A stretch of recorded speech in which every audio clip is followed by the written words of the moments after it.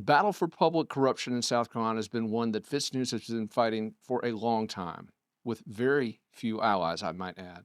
But one of those allies from the very beginning is joining us in the studio right now. David Pascoe, South Carolina First Circuit Solicitor. This is a new studio. You were with us way back in the day, man. You came to visit us back in the very early phases of this operation. I love your new studio, though. This is great. Air condition works perfect, It by the was way. I much love better. it. It's a little Yeah. less hot under the collar than Yeah. last time, but well, maybe we'll throw some tough questions, maybe heat it up a little bit. Okay.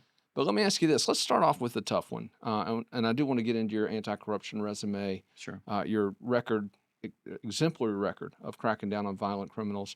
But before we get into that and tell some of the success stories, I want to just ask you a bottom line question. You are newly converted to the Republican Party. You have received some key endorsements from some elected Republican solicitors, three of them, if I'm not mistaken, And sheriffs. and And sheriff. sheriffs. Yeah. But let me ask you this.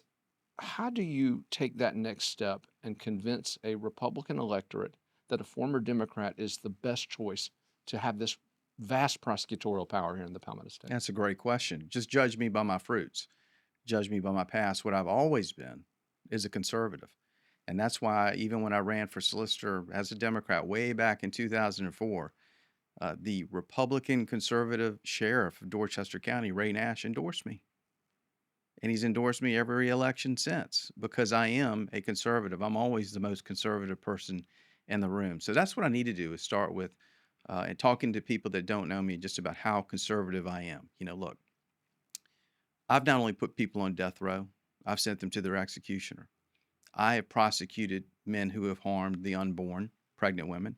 I've prosecuted women when they were pregnant who've taken drugs. So I've always been, again, very, very conservative. And I just need to let people hear about my conservative record. The other thing, though, Will, and people are just starting to realize this, you got to remember, where have I gone for almost the last 4 years? To over 2 dozen Republican groups across this state to talk about corruption and judicial reform. Over 2 dozen. That's probably more than most Republicans in this state have gone to. And if I'm going to fight corruption in South Carolina and fight violent crime, it's going to have to be with the GOP because they're the ones who have had my back since the corruption probe. And it's also interesting. I didn't know this. We had attended your press conference earlier today in downtown Columbia. You've had a huge day, by the way, press conferences, radio interviews. You got a big event up in the upstate. Also, just an incredible schedule as you launch this candidacy. But something you said at that press conference that I wasn't aware of, you apparently had uh, made entreaties to Republican lawmakers trying to get them to endorse the challenger to Gerald Malloy, a Yes. veteran, powerful Democrat senator, and none of them would endorse this guy. You endorsed him, the hmm Republican, and he hmm ends up winning by a handful of votes. You got another story, though, about this party dynamic and how that label doesn't always apply. Tell us a story about sort of the resistance that you faced from some Democrats in your own backyard. Sure. And let's go back to the J.D. Chaplin race first. It was on October the 8th. I've written it down in my diary of 2024. I met with state senators, conservative Republicans, and House members who claim to be conservative Republicans. And I asked them, I said, how are we ever going to get this legislation passed? Because we're trying to get a RICO bill passed. We're trying to get an anti-gang bill passed, a real fentanyl-induced homicide bill. How are we going to get these bills passed? He said, well, we can't because of Gerald Malloy. And I said, I looked them all in the eyes. And I asked him, I'm thinking about endorsing that young man that's running against him because I really like him. He's a true conservative. He's a farmer. Will you help me get J.D. Chaplin elected? Will every single one of those quote unquote conservatives told me no. One of them, a senator, told me no because Gerald Malloy's my friend. And I said, look, this has nothing to do with friendship. It has to do with what's best for the state of South Carolina and it has to do with business. Every single one of them said no. So I said, forget about it. I'm going to endorse him. I endorsed J.D. Chaplin, and I can't remember how many votes he won, but I remember he called me that night excited, but he only won by like 70, It was close. 75 votes. Very close. So I'm glad you brought that up. So again, people, judge me by my fruits. You know, I've endorsed Republican candidates when no other General Assembly member would agree to endorse them. So as far as the local party, the Democratic Party, that's one of the problems with South Carolina. Look, the National Party's been crazy for years. They've really gone out off the chain, even more so since about 2021. But unfortunately, the state party has gone nuts too. And I'm glad they did this, but they went after me last year in the Democratic primary. And I'm going to show these slides tonight in Greenville. So I hope we get a big crowd. I think we will, where I've been called a MAGA Democrat. Hmm. They spent money on digital saying that I was a MAGA man, the Pascoe courts MAGA, because again, I've been to 2 dozen Republican groups talking about corruption, that I was the best Republican solicitor in the state. And I joke, but it's partly true. I said I would have sued for defamation, but truth is an absolute defense to defamation. Well, it helps you now. That's right. It helps me now. It certainly doesn't Those could hurt. actually appear in some of your ads. Don't be Uh, surprised that they don't. Yeah. Let's talk a little bit about this office, and certainly it's an office that has tremendous influence here in the South, in the Hmm. Palmetto State. Some would argue it may even be more influential than the governor's office. Some people wonder, why is Alan Wilson running to be governor when he's got this incredibly powerful position already? But Hmm. it also has an impact on national issues, immigration, some of these hot button social issues. And I Hmm. got to ask you this question because, as somebody who's been a Democrat, can the Republican electorate trust you to carry on Alan Wilson's record of being very aggressive in joining other states and challenging federal overreach, whether it's by the Obama administration, Alan Wilson very aggressive in Hmm. challenging Obama overreach.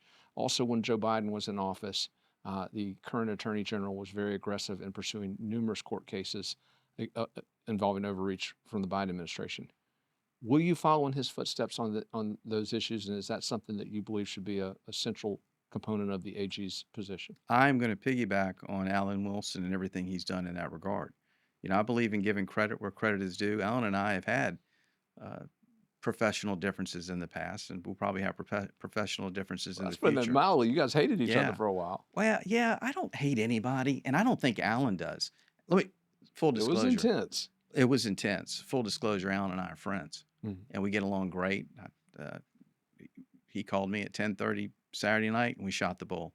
And I told him Hmm. what a great job he did speaking at an engagement. But having said that, we can have professional differences uh, or and get along personally very, very well. As far as what you're talking about, federal overreach, Alan deserves an A+ Mm. in what he's done, and I'm going to piggyback on that. At the same time, most of that to me is kind of low hanging fruit Mhm. and easy to do. What isn't easy to do is what he's done, which is be the voice for it nationally. And I'm going to try to piggyback on what he's done on that. But make no mistake about it. My primary objective will be to make South Carolina the safest, least corrupt state in America, and that's going to take up a lot of my time. You said earlier, David, judge me by my fruits. But there's another thing you said that's kind of stuck with me. Judge me by my enemies. Hmm. And earlier this week, you went into the belly of the beast, the rotunda at the State House, and announced a very aggressive anti corruption agenda. And while you didn't call folks out by name, you made some very pointed policy proposals that made it very clear you're gunning for some of these folks. A public corruption unit, taking lawyer legislators off of any of these agreements with the AG's office. You said you'd fire them and not rehire any of them. Some very aggressive policy proposals that are going to piss a lot of powerful people off under the dome. Let me ask you this. Judging you by your enemies, who would you argue are your enemies in Columbia? The loyal legislators and the people that support them, and even maybe some of those that tolerate what they do. I'm going to point this out tonight in Greenville. I point it out everywhere I go. I say so many people talk about drain the swamp, they don't even say what the swamp is. Well, I put up a picture of the General Assembly and I say, this is the swamp. And then I tell them, and next, let's see who the leading swamp monsters are. And I put up a picture of all the lawyer legislators. And I make it perfectly clear, Will, that the vast majority of these lawyer legislators are good people. They are not corrupt. But there are a handful of them who exploit the system for themselves and their friends to put their hands on the public purse to enrich their wallets. And I'm going to stop it. And they are coming after me hard. And it is the great thing about Pascoe is that I'm the bridge of reconciliation with Republicans and Democrats in the General Assembly. I bring them together to attack me. It's Republicans and Democrats, but it's almost always lawyer legislators or their political consultants. And what we're gonna do is we're gonna change the game. The problem is we have a system that's rigged for these lawyer legislators. And what I outlined in the General Assembly today are things that are going to change the game, change the culture of corruption in Colombia. Quite frankly, I think that they're ideas that nobody's even thought of before, much less thought of instituting and doing. And I'm going to do it on day one. Well, tell us a little bit about one of those ideas that really stood out, the public corruption unit. Yeah. Tell me what you're envisioning. Is this a statewide entity Yes. with statewide jurisdiction? We'll be able to take the resources the Attorney General's office already has, and we're going to have at least an 8-person crew of at least 5 to 6 prosecutors, 2 to 3 investigators, and their sole job is going to be to work for the Public Corruption Unit. And what that will encompass, they will go to the State Ethics Committee and the House and Senate and say, hey, we are going to take a look at all complaints that have been filed because we're going to make a determination. We're not going to let them determine whether something is criminal. The Attorney General's office is going to determine whether it's criminal or not. The other thing that I think is really important that we're going to do is we're going to start getting with the watchdog groups and the press, the Will Folkses, the Glenn Smiths, I can go on, the John Monks of the world, and Ted Cliffords, and we're going to pull up their articles because so many times the crimes are right there in front of us, and we're going to look at those and we're going to determine whether there should be investigations, criminal investigations into these matters. Mhm. Because remember this. There is no statute of limitations in South Carolina for a crime except for illegal lobbying, which is a problem in its own. But except for that, so we're going to take a hard look at some of these cases that have already been outlined by yourself and other members of the press.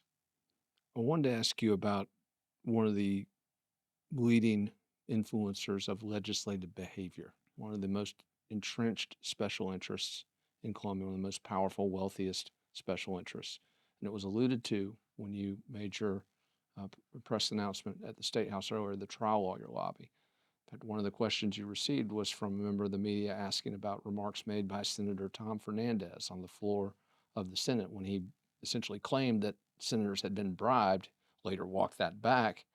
But Mm-hmm. I want to ask you this question. This is a very influential interest. Mm-hmm. They control the lawyer legislators, they control the judges, they Yes. control the judgments, they Yes. control justice itself in this state. Yeah. How do you defeat such a powerful institution? With a grand jury, How so? politicians, look, legislators and country club lobbyists, they don't fear other politicians. They fear prosecutors who have the guts to go into a courtroom with evidence of corruption and walk out with a conviction. That's what they fear. And I don't target individuals. I target conduct. And that's what we're going to do with the General Assembly. Um, you saw me today. Do you think there's anybody else that has the guts to say that they're going to fire lawyer legislators from litigation retention agreements? That they are going to fire lawyer legislators from insurance reserve fund cases? But I've got a record that shows that I'm going to do it because that's going to Send give them where it hurts. but it's going to give us a fair playing field in the courtrooms of South Carolina.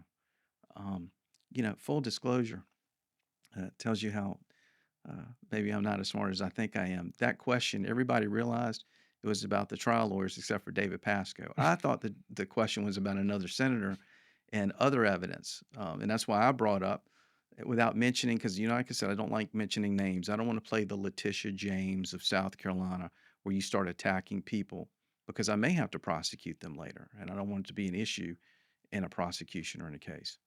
But what I was talking about is I've heard of allegations of public officials buying suits with their campaign account.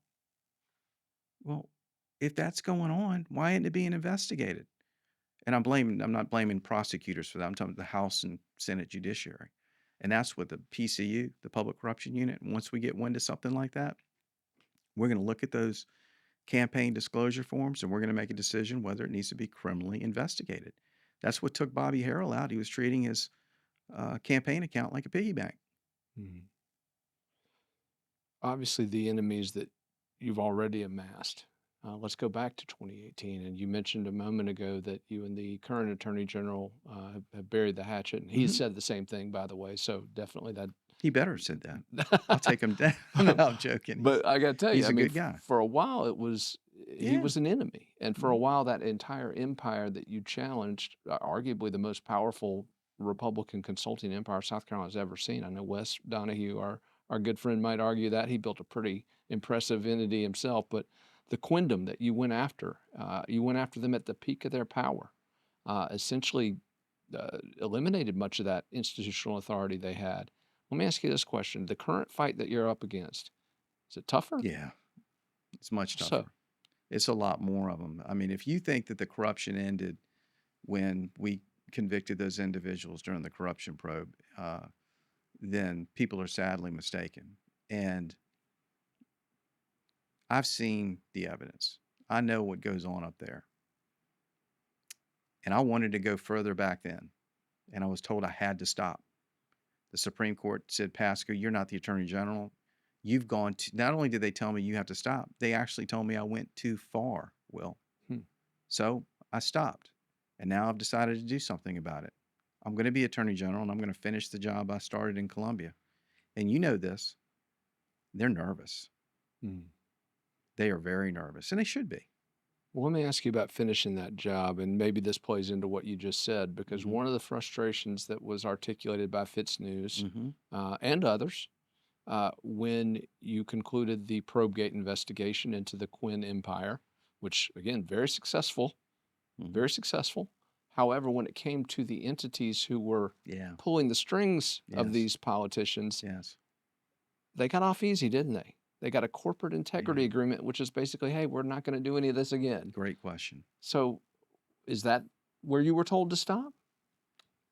Remember this, and you and I've talked about this. You've been fair enough to ask me about this in the past. With regards to those entities where we got the corporate integrity agreements, I had one of two real choices: Mhm. do the corporate integrity agreements or let them go. Hmm. Because you've got to remember, and by the way, I was right. Had I tried to prosecute them, the Supreme Court was going to tell me, they told me that I didn't have the authority to do it. The Supreme Court appointed by lawyer legislators, by the way. Yes. And they told me that actually one of them came right out and said that I went beyond my authority with the corporate integrity agreements. Mhm. So the problems we had with those entities, the main one was, of course, the statute of limitations had already run on most, if not all of them. I was going to make an argument that the statute of limitations shouldn't apply, and I predict that I would have lost that argument, both at the trial court level and the Supreme Court. In fact, we now know that I would have lost at the Supreme Court level because they would have said, Pascoe, you didn't have the authority to indict those lobbyist principles. Mhm. Um, and a couple of issues. So going back to that, I didn't have a choice. Mhm. And in fact, I'm proud of the corporate integrity agreements because at least we got them to know you're being watched for a year, and we made them pay a hefty fine for what we believed was inappropriate conduct in the past. Okay, so we did something. We held them accountable. Um, but we've got to change our lobbying laws in South Carolina. We got to get rid of the statute of limitations on illegal lobbying. Mhm. There's a reason why illegal lobbying has a statute of limitations and no other crime in the state other than writing a bad check does. Um, and we need to stiffen the penalties for illegal lobbying. The illegal lobbying penalty, I can't remember it off the top of my head, but had I gone forward with illegal lobbying, had I been able to get the courts to agree with me that the statute of limitations didn't apply, had I been able somehow to get the Supreme Court to say I had jurisdiction to do it, and I convicted him, it was a year probation and a small fine. That was it. But Well, we've got to do something about illegal lobbying. Well, I got a phone call Friday from a lobbyist. Just, Pasco, what are we going to do? What is there anything we can do? There are people up here lobbying that aren't even registered lobbyists. mm, Please tell me. I said, look, man, I feel your pain, but until I'm Attorney General, I don't see anything getting done up there. that would be something for the public corruption unit. Oh, the PCU, and I think I talked about this if I forgot to at the press conference. They will literally, they're always going to be doing something, even if it's walking the halls of the General Assembly in the lobby to let the lobbyists and the legislators know we're there. Mhm. And we're going to field complaints. And if anybody complains to us that somebody's lobbying up there as an unregistered lobbyist, we're going to investigate it. Man, how many times have you gone to dinner? I know you, I'm sorry that I'm playing the questioner. You're I'll tell for it. you, I've gone to dinner many times in downtown Columbia within a block or two of the State House. And they literally have a curtain in the restaurant. And you see legislators, usually on Ways and Means, they know who they are, walking back there with lobbyists, and then they shut that curtain. Hmm. Man, last time it was hilarious because I was just sitting there right there with my wife, just watching the whole time. We just They don't let laughed. us behind the curtain, do they? Not only do They they don't not let the let us, taxpayers behind the curtain, do they? not only do they not let the taxpayers behind the curtain or us, imagine how uncomfortable they felt watching David Pascoe sit in that restaurant. So it's got to stop, man. We got to put an end to it. I want to switch gears with you a little bit and talk about an issue that I believe you said was one of the key motivators of your decision to leave the Democratic Party and become a Republican. And it's in regards to uh, victims of violent crime and the way Yes. that they've been treated by our system. You have prosecuted, as you mentioned, some incredibly high profile cases. In fact, there was an execution earlier this year, one of Mhm. your cases. Let me ask you this. South Carolina's laws for prosecuting violent criminals, for holding them accountable. We do have some tough laws, but we continue to see holes in the system, whether it's this fingerprint mess up that led to the death of this beautiful 23-year-old girl just a few blocks from the University of South Mhm. Carolina back in May, or whether it's prosecutors failing to seek capital punishment in cases that literally cry out for it, like the Samantha Lee Josephson case in the Fifth Circuit. As Attorney General, obviously you control prosecutions across the Palmetto State. Mhm. What do we need to do to, for once, at long last, send a message to the violent criminals running rampant in this state with little regard for the consequences? What do we need to do to finally send a message that South Carolina means business about holding them accountable? One message that I hope they got loud and clear was yesterday when I said that we're going to treat violent crime like it's a war and treat violent criminals like it's their enemy combatants. And one of the things I'm going to do is, I'm not, again, I don't want to get into specific cases, but as the Attorney General, I'm going to lean on certain solicitors to seek the capital punishment on certain murders. And I would let them know on certain cases that the Attorney General's office is willing to handle those cases. Uh, look, so we've got to get tougher on violent crime across the state. Mhm. And that's on all of us, Will. That's on me too. Mhm. We've all got to do it because I'm getting tired of seeing, especially, I haven't seen it like this in my 32 years, especially juvenile crime. This is anecdotal, but I'll bet you asked most of the solicitors in the state who are committing most of the gun violence. They're 16, 17, 18, 19 years old. Mhm. We got to do something about it. Mhm.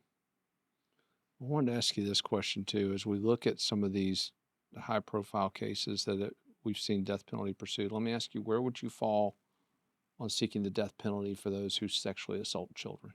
I am going to push for legislation for child rapists and child traffickers to face the death penalty, or at least have that option as punishment. And people will laugh at me for that. I've already had some people say we can't, we'll never pass that legislation. And I'll remind them that in 2018, I called for the firing squad to be brought to You South did. Carolina. I was the first public official to do that. And As a Democrat, no as a less. Democrat, that's why, again, I say, judge me by my fruits. And I called for the firing squad. People called me and laughed. And I wasn't mad at them laughing. I was actually, it was in, but they were laughing at me, Republicans and Democrats. I worked with legislators on both sides of the aisle. And 5 years later, we got it passed. So for those people that called me yesterday laughing, saying we couldn't get the death penalty on child traffickers and child rapists, uh, It's coming. I'm going to push hard for it, and we're going to get it done. Because let me tell you something, and I get even queasy telling you about this. But if you've ever had to see a video of 3, 4, and 5-year-old children being raped by 40, 50-year-old men, you'll understand why they should face the ultimate penalty in our laws. And that's why I'm going to push for it, because I've seen too many videos like that. Can we also push for less dainty methods of execution for them? You were first in line for the firing squad. Can we get someone to stand up and say, maybe string some of these guys up for Oh, these crimes? I would certainly give them Maybe that sell some option. tickets to fund some more police and fund some more investigators for your PCU? Yeah. I uh, I don't like to make. I have a very sick sense of humor, so when we turn the camera off, I'll tell you how I feel about that. But I don't want to publicly say anything about using the death penalty like that.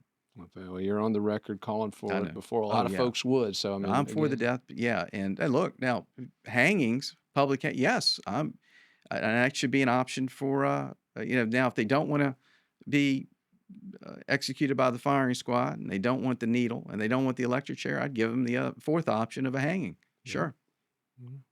I got no problem with that. One of the criticisms that's been leveled at the current occupant of your office is that he has not been sufficiently muscular in his prosecution of some of these pedophile cases. Nancy Mace, who is running against him, Yeah, has made that a central plank of her attacks on the current Attorney General. As you look at that office, ICAC, and its interactions with solicitors' office across the state, you've obviously got great relationships with solicitors. hmm What can be done to make that a more muscular prosecutorial focus? I so much hate to have to get involved in Mace versus Allen. And again, I like Allen a lot, and I think I give him very high marks as an attorney general, and I really like him as a person. But this is where we have a professional difference. Hmm. And I do think that we need to better prosecute child pornography cases. And I have a plan on how we're going to do that. I'm not going to tell you that. I'll say it, tell you later. I'll tell you what it is now. Um, and let me tell you why I came up with this plan. About 2 or 3 years ago, I came up with a survey of the prosecution of child pornography cases in my circuit because we don't prosecute them. The centralized unit in Columbia does. And out of 380 warrants, 350 were dismissed. That's a conviction rate of only 8%. Well, then I thought, well, maybe at least the defendants are going to prison. Maybe they're dismissing 9 charges, but maybe they're pleading one and the person's going to prison. I don't care if they're doing it. Well, as it turns out, out of 32 defendants, only 2 got active prison sentences. And I'm not blaming anyone for that, and I'm not castigating anyone for that. The reason for that is no one's fault. Because again, Alan Wilson is a hell of a good father. He's a good person. Mhm. So I'm not blaming him for this. But the reason for it is we shouldn't be prosecuting those cases out of Columbia. The solicitors need to be prosecuting those cases in their circuits because they care about their counties. They live in those counties, and their voters and people that live in those communities, trust me, they will let them know, the solicitors know if they're not happy with the prosecution of those cases. So this is what we need to do. Most of those cases need to be prosecuted by the local solicitors. I would allocate that funding to go to the solicitors to hire prosecutors to prosecute child pornography cases. Because quite frankly, honestly, in my opinion, they're the easiest cases to try Hmm. because you usually only have a handful of witnesses. It's not a murder or an armed robbery where you can have 20, 30 witnesses and all these experts. It's a computer expert, maybe another officer, some chain witnesses, if that. They're easy to try. So I'm going to get with the solicitors and I'm going to see if we can get most of the solicitors' offices to prosecute those cases. That's how we're going to settle it. It's nobody's fault. Mhm. It's nobody's fault. We just got to change the way we're prosecuting them. You've been very generous with your time. Just one or two more quick Sure, questions for you. As you sure. look at the field that's coalescing for this seat, obviously, State Senator Stephen Goldfinch Mhm, has announced his candidacy for Attorney General. Also, Eighth Circuit Solicitor David Stumbo has formed an exploratory committee and has all mhm. but announced that he's running for the seat. There are rumblings that the governor's son, Henry McMaster Jr., Henry D., might run. We're still unsure whether or not he's actually going to do it or not. But as you see this field starting to take shape, are you hearing other names? How do you handicap this field, these candidates that you're going to be campaigning against over the next 10 months? How do you see the field shaping up? I'll tell you what I told a friend on Sunday, because I've been getting calls almost every single day, and even on Sunday, that the establishment has gone apoplectic because they're scared that you're going to be the attorney general. And I said, well, good. They should be a little nervous. Um, and they tell me that they're looking for a candidate. They're doing everything they can to get a candidate. Mention some of the names maybe you've mentioned, and others. Other names were mentioned to me. And I told them this. I said, I don't care, because the choices for the voter will be very simple. The choices will be one of them, a lawyer legislator, or maybe someone that bends the knee to the General Assembly, or someone who has shown that they're afraid of the General Assembly, or me, someone who will stand up to them. I think that I think that voters throughout this state are going to support the person who stands up to the General Assembly. You think that the public frustration with corruption and with these violent criminals getting hall passes, you think that you can make that case that that's where it belongs, the Yeah. General Assembly? They're the I mean, we've certainly been saying that for a long time, but it's a difficult argument to make. No, piggybacking on you, that is the argument I'm going to make. And I think the people of the state, again, over 2 dozen Republican groups I've talked to, they are so frustrated right now. They are thirsting for someone who wants to change the culture in Colombia. They are thirsting for someone who wants the ultimate penalty, the death penalty for people that harm children. Mhm. And I think that I'm going to be the one that they're going to vote for. I really do. That's why I'm running, is to change the culture, and we're going to get it done. Folks, few can argue that that culture change is long overdue in Colombia. Mr. Solicitor, we appreciate you taking not only the time to be here today, but thank you for your efforts again on this judicial reform front. You were on this issue again before it became in vogue. Everyone's talking about it now. Do you Yeah. feel a little validated by? Validated, and people, I had a friend, aren't you upset that everybody's jumping on your bandwagon? Hell no, I'm not upset. There's plenty of room on the bandwagon. Like Ronald Reagan said, there's nothing you can't get accomplished as long as you don't care who gets the credit. I don't want the credit. I just want real judicial reform. We have got to have an independent branch, an independent judiciary in South Carolina. And I'm going to tell you this, Will, until we get judicial reform, I will be coming to a district near you, legislator who doesn't support it, and telling your voters why we should need judicial reform, because you know this. You've covered it even before I made it an issue. The stories that I tell about what has happened to good judges and what judges have been elected and JMSC members, uh, it- it's like fact is stranger than fiction. You Well, almost can't believe some of and the tell stories. folks though the other part of the story that they don't often hear, because you mentioned this at your press event and you have judges call you. They're Yes. frustrated with it. Absolutely. Judges, plural. Because, my enemies that we talked about, Pascoe's bad mouthing judges. No, I'm not. We have great, especially circuit court judges, because that's who I deal with every day. We have some great circuit court judges. Most of them are phenomenal.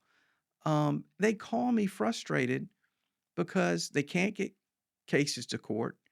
And let's be honest, they call me scared because they can't get cases to court and they don't know what to do with that lawyer legislator on that case. And we got to end that. A judge should never be afraid of a litigant or worried about what could happen to them if they call a litigant's case. Mr. Solicitor, I appreciate your time. Thank you. Thank you for making the time, and we'll look forward to seeing more of you on the campaign trail. Thank you, sir. Take care, Will. Yes, Thank sir. you.